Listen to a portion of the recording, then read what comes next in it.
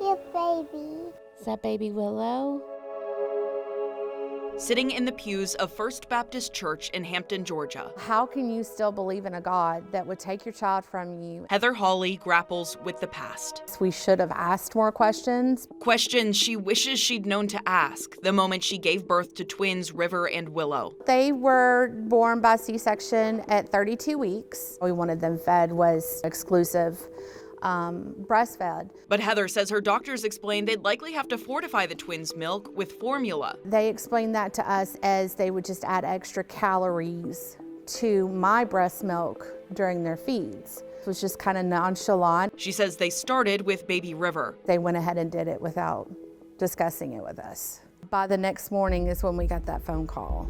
A phone call explaining River had developed necrotizing enterocolitis, or NEC. Her intestinal system was shutting down, rotting, dying. It's a lethal disease. Dr. Ravi Patel is a professor of pediatrics at Emory. About one baby dies of NEC every day. There's a lot of work to try and understand why, and we do know one of the best ways to prevent NEC is by providing breast milk. But in many cases, like Heather's, hospitals still rely on less expensive and more accessible options like cow's milk-based formulas. And despite decades of warnings against it, like when the U.S. Surgeon General wrote in 2011, premature babies who are not breastfed are 138% more likely to develop NEC. The knowledge has been out there for years, and no one has been doing anything about it.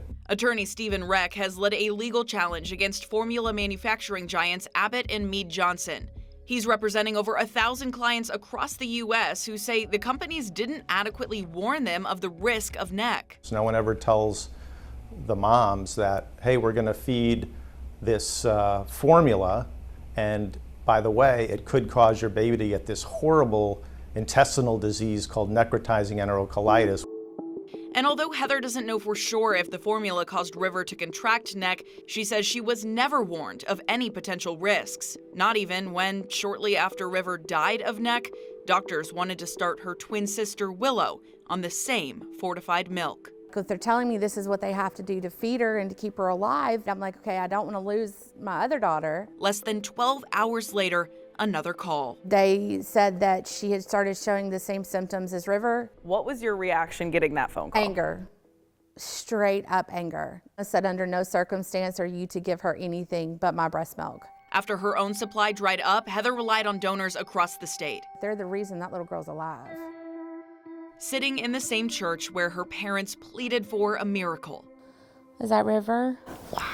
Yeah. Willow, now 4 years old, is proof enough for Heather What happened here? that her prayers were answered. When I look at her, that's all I see. I see that. I see that faith that I had.